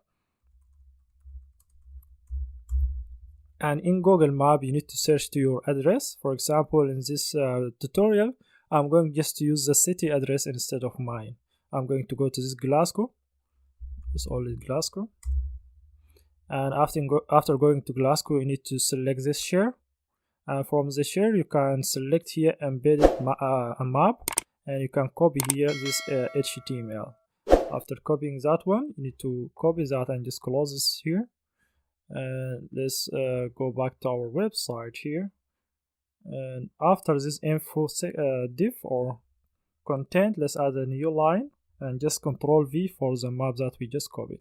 Let's have more space here, and let's come back here. So this map will come with this width and height, and we are going to remove this style. We are going to add that by CSS, and also we are going to remove this key. We'll leave only lazy, leave only loading. It will be lazy, and copying this height and width and save it like that. So this is the original one. Live, we need to see our project. So let's just close this one. I already was running this in previous video. I'm going to stop it first. I'm using live server to run HTML. So on previous videos that I already talked about this, how you can use live server. You can press here this live. This will open this project on this tab. As you see, this now is on localhost, which is 127.0.0.1. This will represent localhost. And if we scroll at the bottom here, this is the ones that we just added. We added this 3 text here, or 3 cards with this map here at the bottom. So we need to add some CSS for this section we just added. We need to go back to this style.css here, and I need to add a comment here for this CSS section just to represent this as a contact section. So this will help to read the CSS. First, we'll add this comment. We'll just say contact, and I'm going to select all the contact section and apply. First, we're using this hash because it's an ID, and we'll add padding top down 20, right left 0, and the background will be this color. And if I save it, as you see now, that's changed, and having this padding as a top and down here. And also, I'm going to change the title of this section, which will be H2. To add a margin button 20, this title, we didn't add that.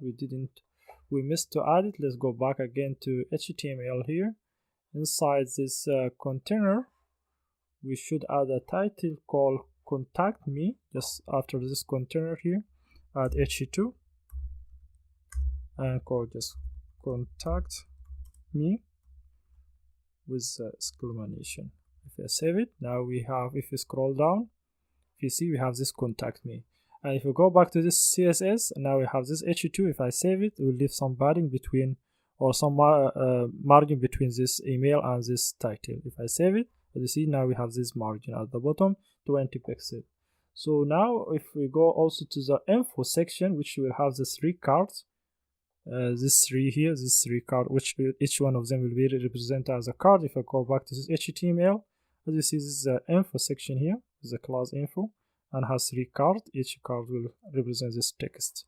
So if you come back to this CSS and add this selector here called info, first we'll select the parent, contact, and then this contents. Inside the contents we'll select info class. And we'll add this display grid because we are going to use layout, so to control the layout for these items or these cards. And then each card will have a gap of around 15 pixels, and the color for this text will be black, and the template for this layout will, each card will take full width on the small screen. So if I make it smaller like that, so this card will take the full screen. If I save it, that nothing will happen because it still takes the full size, but still, as you see, the color is not changed to black. Let's see why that the color not changed to black. This info contents, and if I come back to the HTML file here, as you see, we didn't create a content. We missed the contents class. We need to add another element inside the container with a div called or a div element with a class called contents. Div dot contents. This is how we can add this contents, and then I'm going to bring all this iframe and all this info section inside that. So before that, let me move this title before the contents, and inside the contents we'll have all these elements. The first one will be this info section, and the second one will be this iframe section, and the contents will be the parent for these two children. The first one will be info and the second one will be iframe. If I save that one and now we try to scroll down, let's see. Now if you see that the color is changed to be black, that now the selector is worked correctly. So now we added this layout for this info, and we change the color. Next one, I need to add the CSS for each card, for this each one of them, and after here I can add this one. So this is how I can select the card. First, we'll select all the content, and then all the contact section, and then contents, and then info. Inside the info, each card will have this CSS. The width will take the full width because I'm controlling the layout by info section, and then the card itself will take the full width available for it, and the height will be 200 pixels.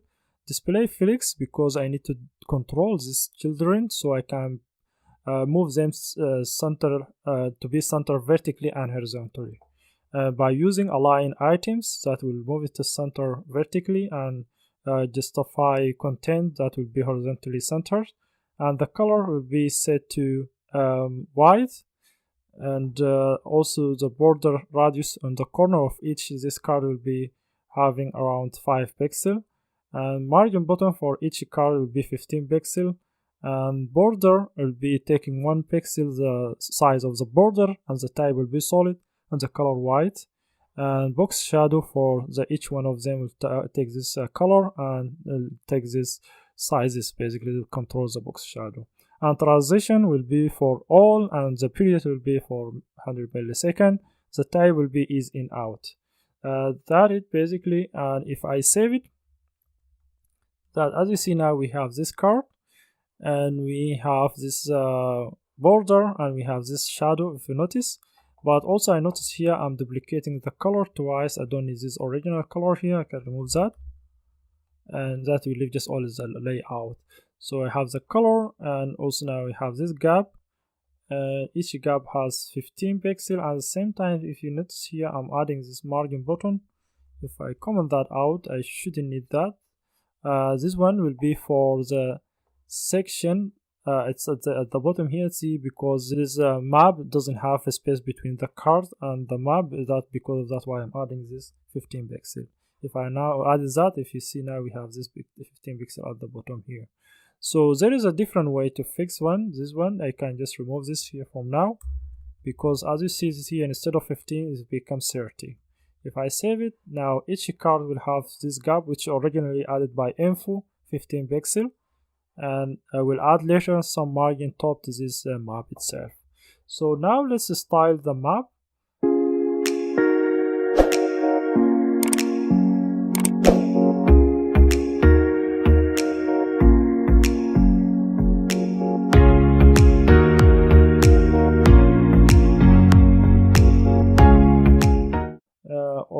before starting the map, when I hover here, I need to change the background for this card to be white and the color to be black. How you can add that one? Need to add a selector after this here. So that will select the card. When you hover on the card, I need to change the color to be black and the background to be white. If I save that, and if I now hover, if you see that nicely is being changed. And that's effect nicely being changed like this because I'm using this transition. If I comment out this transition and save it, you will see that very quick is changing. It's very quick is changing this color and background. And to add some millisecond just to see some animation and see that nicely now is work. That's how when you use transition or not using transition. Next one, I need to set the card title, also size. For example, here this I'm selecting the card first and then the title, it will be H3 and font size will be 24 and margin button will be 10 pixel. This title here will change the size and also will leave some margin between the title and this number or the email or the phone number. You see that now it's changing, adding some margin and also changing the title size. And next one will be the map iframe. So we'll change the map iframe here. I will let that iframe map take the full width and the height will be 400. It will be 450 pixel. As you see here at the bottom, that now is not taking that full, but if I save it, now that's taking the full width and the height is around 450 pixel. But still I need to add some margin at the top that I can add it manually, margin top. So margin top will be 15 pixel. If I save it, that now I have 15 pixel. Why I have 15 pixel? So always on UX you need to keep consistent gap and space because already I have here this 15 pixel and it should leave also this will be 15. That now I have this now full width map and the card also, if you see that card is taking full width, I need when I go larger breakpoint, for example after 600 I should see 2 cards in one column. And how I can do that, because if you see this one like it's taking really long width and very stretch, doesn't look nice, I need to change the layout for each card. As you see here, originally the info it was displaying the card to take the full width, one fragment. So how I can change that on different breakpoint, I'm going to use the media query so to define different breakpoint here. For example, after this line, this is how I can define a media query by calling at the media and opening parentheses minimum width, then your minimum width. For example, in this scenario I'm going to use 600. From 600 I'm going to larger screen, try to change the template columns to be taking 2 cards instead of 1, and each card will have 1 fragment. If I save it, now we should see 2 cards in 1 row. So that's now having each card has the same width, and that on larger than 600, but still this when I go to larger screen it will not look nice still. So I need to also to give it when go more than 800 breakpoint, then try to display the 3 cards on 1 row. So how I can do that one, I need to add a media query. As I just added to this 600 breakpoint, I can add one for this 800 breakpoint. And also I need to set more other things. I need to change the contact padding. Instead of this 20 top and down pixel to be 50 pixel, and right left will be 0. And also I will change this title H2 margin button instead of 20 pixel to be 50 pixel, and changing the layout for the info instead of 2 cards to be 3 cards, and each card will have 1 fragment. If I save that one, now if you see we have 3 cards here, and that will be same on the larger screen. So now we have this responsive contact section, and also with a nice hover effect, and also with the map or with your address location on the map.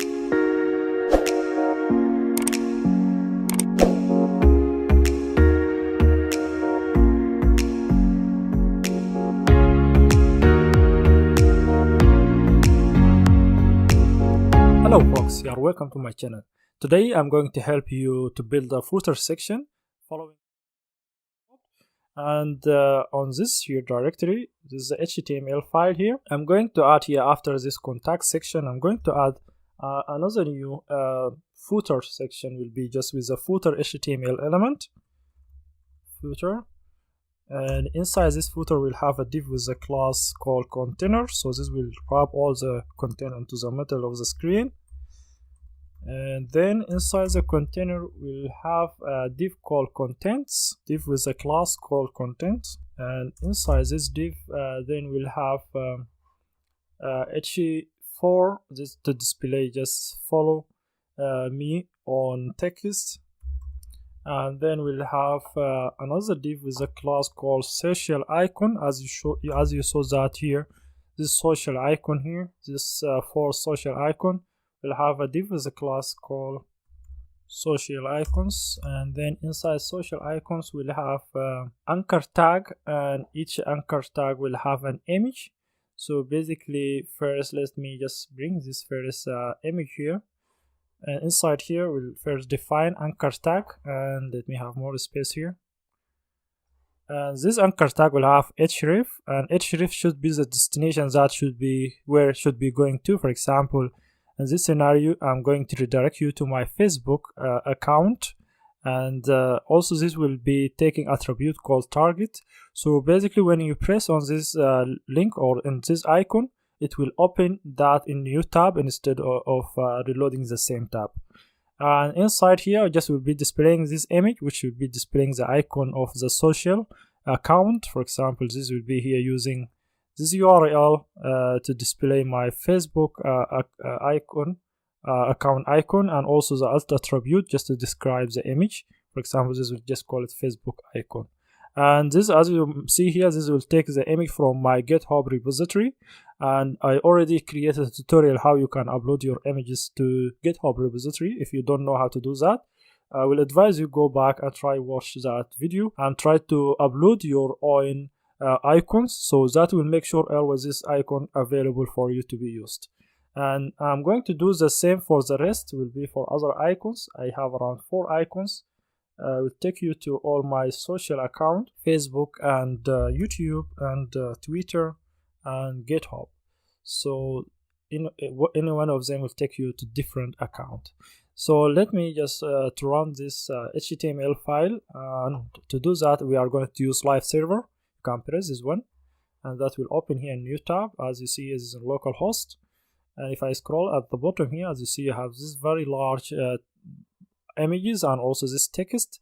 I didn't add the last one. That let me just collapse this social icon section. After here I need to add a paragraph, and that paragraph just to display a text and with some copyright. For example, after here add new line, I can add like this text here, all, and this simple to show this circle. If I go to original website here, as you see this circle here, this one, to show this one you need to add this code here, and then copyrights are reserved to portfolio website, or maybe you can reserve that to your website, and that's how we can add it. You can save it, and as you see now, if you go back to the local host here, scroll down, this is a footer section, but still we don't see the text because we need to add some CSS to make that visible. So now we add the HTML. Let's go back to the CSS file here and add the CSS. And let me just add a comment section here to display this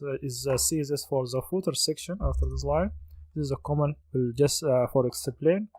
And I'm going to add first, select the footer itself. I'm adding the width to be full width or 100%. The background will be black, and next one will be the contents. This is how I can first select the content by calling the footer, then dot contents, the class, and then that will take the height, full height, and the padding will be top down 20 pixel, right left 0. Text align center to bring all the text to center here.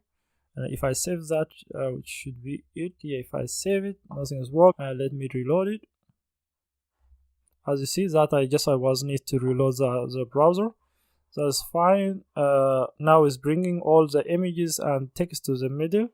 And if I go back to this CSS, and I need to change the title or this h4 to use different size. This one will take 20 pixel, and I need to change the icon to take margin top down 10 pixel, and right left will be 0. This icon section for all this section will take margin top and down 10, and right left will be 0. And next one, I need to change this icon size. So to select that, I need to select the image, that to be the image inside this social icons class. Then we'll be selecting the image. I'm changing the width to take all this 60 pixel. That it will resize the icon. And as you see, there is not enough margin between this icon. I need to add some margin, but before adding that margin, I need to display each item, which will be anchor tag, that to be displayed inline block. So because the initial type of this anchor type is inline, and inline element, it will not respect the margin, and to make it respect that margin or padding, you need to display change it to be displayed inline block or block. Next one, let me just save this one. And I didn't do until now nothing, I just changed the display.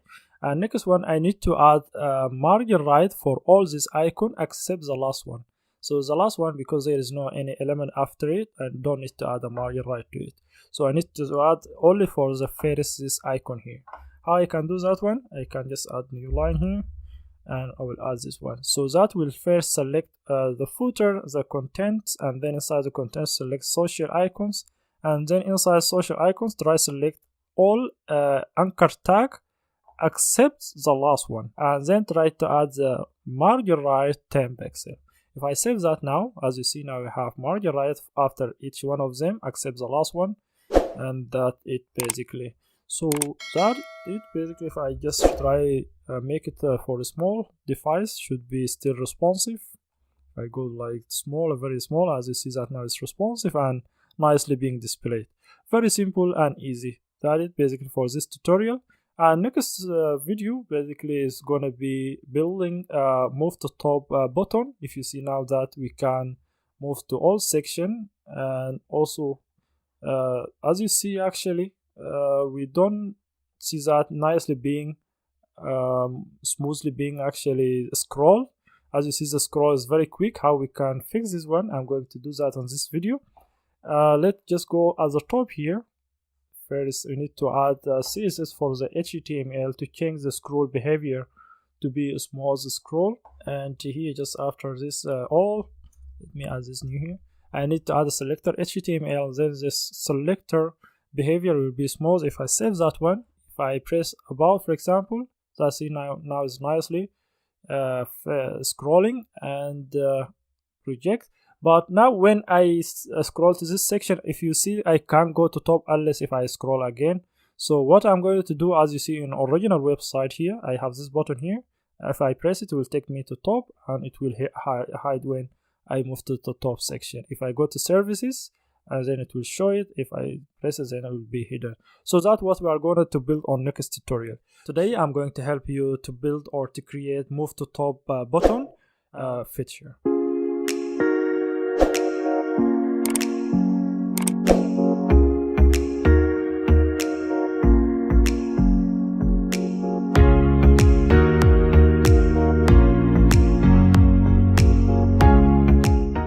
So here on the HTML section, just after this navbar, I'm going to add anchor tag, and this anchor tag, it will have an icon or an image. So let me just bring that here after this line. This anchor tag here will go to this href will be set to anchor to this hash, only hash, which will represent just home, and then we'll have a class called move to top. I can use this to add some CSS, and then inside this anchor tag I add this image tag or our image element, and this image element have a source with the image that's showing this icon here. This icon, you can get that from the actual browser. You can search for any image. You can just looking for like move to top icon, for example, and then you can find a list of them here, and then you can select the one that you like, and same what we do here. You can copy that image URL and then use it as a source. And then also this one has an attribute. If as you see here, this attribute to describe the image. Basically it's called move to top icon, and that is very simple. The HTML is not a lot. That's what we need to add, just this anchor tag with image inside this anchor tag, and this with the class. We can use this class to add some CSS. So let's go to the CSS and add that. And before adding the CSS, we need to run our application locally because it's a live one, and also we need to add this effect see when moving up and down. So let's run that just by pressing this go live. I'm using live server actually to just run the HTML file. As you see, this is the image that now we see it here. It's very large, and so that's why we are going to use the CSS. At the bottom here, I'm going to add before the button, after just the navbar here, I need to add a new section for this move to top button, and I will add a comment first to describe this move to top, just here after this line. So inside this, between these two sections here, I will add this move to top CSS. And first we'll start by selecting the move to top class. I will add this CSS here. This is a class for the anchor tag, and the initial top will be the half of the screen height, and the opacity will be set to 0. So when I then move to scroll down, then it will try to show it, so it will be hidden. And right, it will be 20 view width, and the position right will be 20 view width, and the width it will be 50 pixel. All of this will be set to 50 pixel, and z index will be 99, so to make sure it is on the top of all the content. And also the height will be 50 pixel, and will be same as the width, so that will be like a circle. And to be displayed block, because the initial type of the anchor element is inline, and we need to change that to be displayed block, so we can add all this CSS to it. And the position will be fixed, and that because when we're moving, the element will be fixed to one position, will not be moving with other content. And we're adding this transition to add some CSS animation. If I save that now, it shouldn't see that image, so that because now it's hidden. If I change, or if I comment out this opacity, and just to see the icon, that moving the icon to this position, but still the image is really huge, so we need to set the image size or the image CSS style. So let me add new line here. I will select the image and change the image to take the full width, and the padding will be 5. We'll add some padding 5 pixel, and border radius 50%, and that will make it as a circle, and the background will take this color. If I save it, as you see, now this is the image here, and this is the initial position. So basically I need this now will be visible all time, and I need when I move, for example, like when the height of the windows, or when I scroll like by 420 pixels, then try to show this icon, and the initial opacity it will be 0. And I'm going to use the JavaScript. I'm going to use the JavaScript to do that, basically to change the opacity from 0 to 1 when moving like 420 pixel. And how I can know that one, I'm going to use JavaScript as I mentioned. I will go to this main.js, and at the bottom here, let me add new line. I'm going to bring this function here. I'm going to bring to explain line by line. First, I'm adding just this description here. I'm using window. I'm adding event listener. When I scroll, I will try to track the window page offset, or the page vertical offset, which will be vertically take the height, and this will be set to this variable. And I'm selecting the icon itself by declaring this variable and using document.querySelector to select this element here on HTML. If I go back, as remember, I use this class called move to top, and if I come back again, now I have the element and I have the height, and I can make a condition. If this height greater than 420, then try to change the opacity to be 1, so to show the icon, and also the position of that icon instead of the top here. If you see on the CSS, the top was 50 view height. Change that instead of 50 view height to be 85 view height, which will bring it to this position here instead from here to be here. And also the right, the position right, instead of, if you see on the CSS here, the right was 20 view widths. Instead of 20 view widths, we'll change it only to 30 pixel. Otherwise, if this scroll height is not greater than 420, then set the opacity to be 0 to hide that icon, and then change again this top to be the same what we have on the CSS file here, and also the right will be the same what we have in the CSS here. So that will be just switching between these two positions and changing the top right and also changing the opacity. And at the same time, we are using this here transition to see that as animated. And if we save the JavaScript file now, and if we try to scroll, you should see that at some point. Now see that's not shown with some CSS animation. This here you can see, you can notice that.